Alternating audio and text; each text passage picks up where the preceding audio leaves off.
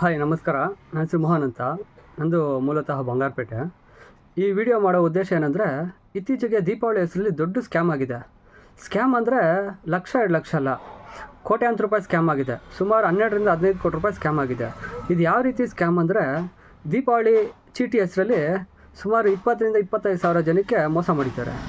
So ನಾನು ಈ video ಮಾಡೋ ಉದ್ದೇಶ ಏನಂದರೆ, ಇಷ್ಟೊಂದು ದೊಡ್ಡ ಸ್ಕ್ಯಾಮ್ ಆದ್ರೂ ಯಾವೊಬ್ಬ ಜನಪ್ರತಿನಿಧಿಗಳಾಗಲಿ, ಯಾವೊಬ್ಬ ಅಧಿಕಾರಿಗಳಾದರೂ ಇದ್ರ ಬಗ್ಗೆ ಒಂದೇ ಒಂದು ಸ್ಟೇಟ್ಮೆಂಟ್ ಕೊಡಲಿಲ್ಲ. ಸೊ ಏನು ಇದ್ರ ಕಾರಣ? ನಾನು ಇದ್ರ ಬಗ್ಗೆ ಗಂಭೀರವಾಗಿ ಆಲೋಚನೆ ಮಾಡಬೇಕಾದ್ರೆ ಒಂದು ವಿಷಯ ಬಂತು. ಈ ಸ್ಕ್ಯಾಮಲ್ಲಿ ಎಲ್ಲ ಮೋಸ ಹೋಗಿರೋ ಎಲ್ಲ ಬಡವರೇ. ಈ ಬಡವ್ರಿಗೆ ಏನಾದರೂ ಮೋಸ ಆದರೆ ಯಾರೂ ಧ್ವನಿ ಎತ್ತೋದಿಲ್ಲ. ಸ್ಥಳೀಯ ಶಾಸಕರು, ಸ್ಥಳೀಯ ಲೋಕಸಭೆ ಸದಸ್ಯರು ಹಾಗೂ SP ಆಗಿರ್ಬೋದು, ಸ್ಥಳೀಯ ಮಟ್ಟ DSPಗಳಾಗಿರ್ಬೋದು, ಸ್ಥಳೀಯ ಮಟ್ಟದ ಪೊಲೀಸರಾಗಿರ್ಬೋದು, ಗಂಭೀರವಾಗಿ ಈ ಪ್ರಕರಣ ಯಾರೂ ಪರಿಗಣಿಸಲೇ ಇಲ್ಲ.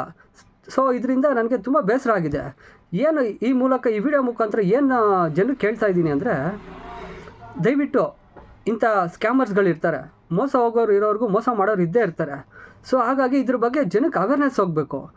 ಒಂದು ಅರ್ಥ ಮಾಡ್ಕೊಳ್ಳಿ, ಒಂದು ಚೀಟಿಗೆ ತಿಂಗಳಿಗೆ 500 ರೂಪಾಯಿ ಕಟ್ಟೋದು, ವರ್ಷಕ್ಕೆ 6,000 ಆಗುತ್ತೆ. 20,000 ಕಾರ್ಡು, ಮಿನಿಮಮ್ 20,000 ಕಾರ್ಡ್ ಅಂದರೆ 20,000 ಇಂಟು 6,000 ಆದರೆ 12 ಕೋಟಿ ರೂಪಾಯಿ ಆಗುತ್ತೆ. ಎಷ್ಟು ಈಸಿಯಾಗಿ ಜನರು ಯಾಮರ್ಸಿದ್ದಾರೆ ನೋಡಿ. ಈ ಸ್ಕ್ಯಾಮ್ಗೆಲ್ಲ ಮುಖ್ಯವಾದ ಕಿಂಗ್ ಪಿನ್ ಅಂದರೆ ಭರತ್ ಅಂತ. ಮೂಲತಃ ದೇಶಹಳ್ಳಿ ವಾಸಿ ಅಂತೆ ಭರತ್ ಅಂತ. ನಾನು ಹೆಚ್ಚಾಗಿ ನೋಡಲಿಲ್ಲ. ಭರತ್ ಅಂತ ಅವ್ರ ಮೇಲೆ ಬಂಗಾರಪೇಟೆ ಸ್ಟೇಷನ್ನೇ ಒಂದು ಕಂಪ್ಲೇಂಟ್ ರಿಜಿಸ್ಟರ್ ಆಗಿದೆ. ಬಟ್ ಇನ್ನೂ ಆರೋಪಿನ ಬಂಧನ ಮಾಡಲಿಲ್ಲ. ಸೊ ಹಾಗಾಗಿ ಇದ್ರ ಬಗ್ಗೆ SP ಅವರು ಗಮನ ವಹಿಸ್ಕೊಂಡು, ಇದ್ರ ಬಗ್ಗೆ ಮುತುವರ್ಜಿಯಿಂದ ಗಮನ ವಹಿಸ್ಕೊಂಡು ಆದಷ್ಟು ಬೇಗ ಭರತ್ ಅನ್ನೋ ವ್ಯಕ್ತಿನ ಅರೆಸ್ಟ್ ಮಾಡಿ, ಎಷ್ಟು ಜನ ಮೋಸ ಹೋಗಿರ್ತಾರೋ ಅವ್ರಿಗೆಲ್ಲ ಪರಿಹಾರ ಕೊಡಿಸ್ಬೇಕು. ಏನು ಮೋಸ ಹೋಗಿರೋ ಅಮೌಂಟ್ನ ಅವ್ರಿಗೆಲ್ಲರಿಗೂ ಹಿಂತಿರಿಸ್ಬೇಕು.